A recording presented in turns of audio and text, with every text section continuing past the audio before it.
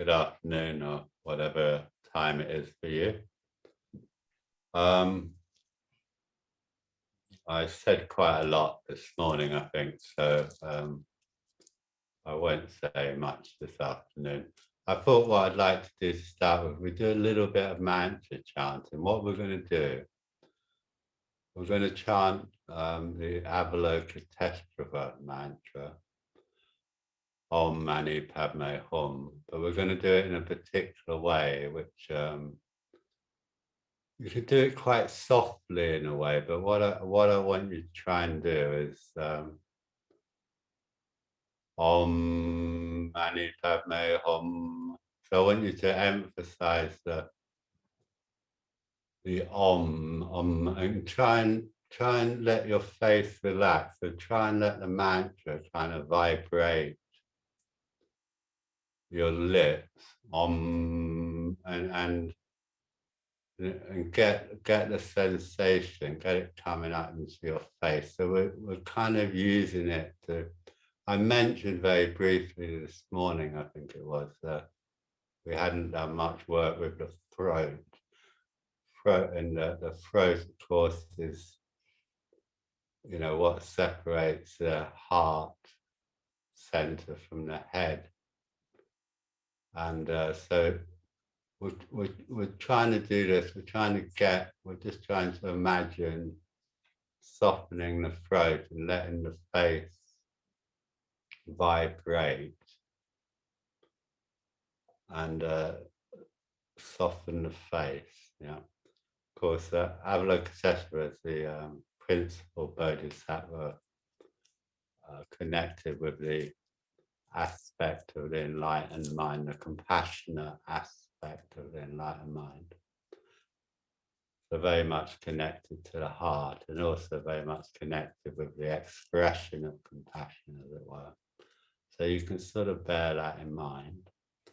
And we'll do it quite slowly, so you can take a nice, easy breath in between each one. So and try and take the breath in through the nose, and we won't be doing it too fast, so quite gently and quite slowly, and just yeah, see if you can really get the sensation in your face, vibratory sensation, particularly on the Om. You got the Mani Padme, then you got a Hom Om. It was sort of humming a little bit in a way. Just see if you can get those lips and cheeks kind of vibrating with the sound of it. So we'll just do that for a while, and then we'll just go into a sit-in practice straight from the mantra. Yeah. So obviously, I mean, if you don't want to join in the mantra, that's up to you. But I think it is worth experimenting with these mantras. I'm sure Bodhi Lila said something about this, didn't she? But they are, particularly whenever you find yourself a little bit, sometimes if you're having a difficult time, we all have difficult times sometimes, don't we? If you're having a difficult time, it's sometimes just too much to sit with our stuff, and doing something a little bit more active is easier, more effective. It's just too you just feel too unsettled to sit with your material, as it were. And so if you feel like that, mantra chanting is a very useful part of your practice. I do a lot of mantra chanting on my own, and I've got very interested in the different kind of physical effects of the different mantras, as well as their symbolic and meaning, if you like. But anyway, so we're fairly, just try and do it nice, and well, you can do it as loud as you want, really, but don't feel you need to do it loud. Sometimes doing something quite quietly and subtly is